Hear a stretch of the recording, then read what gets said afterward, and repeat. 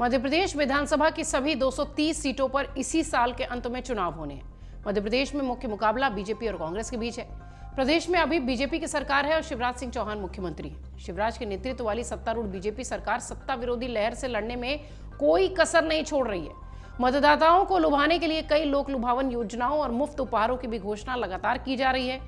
आगामी चुनाव से पहले ही बीजेपी ने साफ कर दिया है कि शिवराज सिंह चौहान ही मुख्यमंत्री का चेहरा होंगे।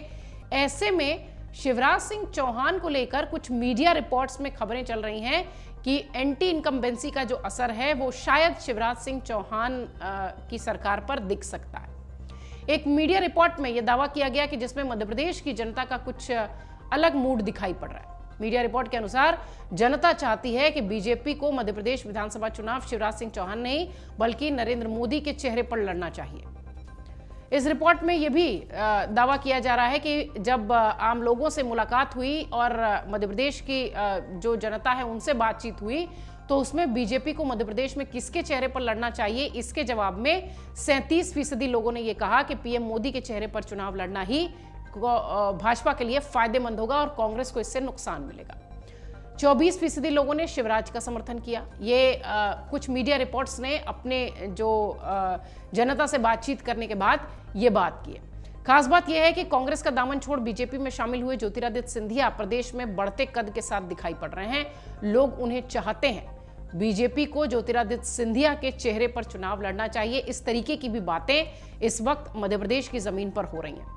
शिवराज और सिंधिया दोनों के लगभग बराबर ही समर्थक नजर आ रहे हैं। इसलिए माना जा रहा है कि सिंधिया शिवराज को कड़ी टक्कर दे सकते हैं और कई दिनों से यह चर्चा भी है कि शिवराज और सिंधिया में से कौन बीजेपी को मध्य प्रदेश में किसके चेहरे पर वोट मांगना चाहिए या चुनाव लड़ना चाहिए, यह चर्चा पिछले कई दिनों से चलती हुई दिखाई पड़ रही है। और अगर ओवरऑल ग्राउंड रिपोर्ट की बात करें तो ज्यादातर लोग ये मानते हैं कि प्रधानमंत्री मोदी पर ही मध्य प्रदेश का चुनाव भी भाजपा निकालेगी। मध्य प्रदेश में बीजेपी 2003 से 2018 तक लगातार सत्ता में रही है। 2018 विधानसभा चुनाव में बीजेपी की वापसी नहीं कर पाई थी, लेकिन इस चुनाव में किसी पार्टी को बहुमत नहीं मिला था। कांग्रेस ने निर्दलीय विधायक और सपा बसपा के साथ मिलकर सरकार बनाई थी और 114 सीटें जीतकर सत्ता पर काबिज हुई थी। बीजेपी को सिर्फ 160 सीटें मिली थी। हालांकि कांग्रेस ज्यादा समय सत्ता में नहीं रही क्योंकि साल 2020 में 21 विधायकों के साथ ज्योतिरादित्य सिंधिया ने इस्तीफा दे दिया और बीजेपी का दामन थाम लिया। 2020 में मध्य प्रदेश में कमलनाथ सरकार गिर गई और शिवराज की सरकार एक बार फिर बन गई। राजनीतिक विश्लेषकों का यह मानना है कि शिवराज सिंह चौहान ने खुद को जनता के बीच उस तरीके से स्थापित किया है जिसकी जरूरत थी। हालांकि राज्य में बिगड़ते सियासी माहौल के बीच शिवराज सिंह चौहान डैमेज कंट्रोल करने की पूरी कोशिश कर रहे हैं इन दिनों, लेकिन बावजूद इसके शिवराज सिंह अपने खिलाफ उठती सत्ता विरोधी लहर को रोकने में अभी तक तो कामयाब दिखाई पड़ रहे हैं। चुनाव अभी और आगे है, हो सकता हो वो सफल भी हो जाए। इस बात की तस्दीक अब कई सारे जो ग्राउंड रिपोर्ट्स है वो भी बताती है और कई सारे मीडिया रिपोर्ट्स में भी ये दावा किया गया है कि सीएम फेस को लेकर जहां शिवराज सिंह चौहान का सियासी कद आम जनता के बीच ठीक ठाक दिख रहा है, वहीं ज्योतिरादित्य सिंधिया का कद उनकी तुलना में बढ़ रहा है। ऐसे में सवाल यह उठ रहा है कि क्या पार्टी आलाकमान शिवराज सिंह चौहान को लेकर कोई बदलाव कर सकती है। ये सब भविष्य के गर्भ में छिपा हुआ है, लेकिन हाँ, ज्योतिरादित्य सिंधिया को लेकर अगर भाजपा नया दाव खेलती है तो हो सकता हो कि यह दाव उसका फिक्स भी हो जाए, क्योंकि सत्ता विरोधी लहर की चर्चा लगातार मध्य प्रदेश की जमीन पर हो रही है। कांग्रेस भी मजबूती के साथ तैयारी कर रही है। प्रियंका गांधी ने मध्य प्रदेश में कमलनाथ के साथ मिलकर रणनीति पर काम करना भी शुरू कर दिया है।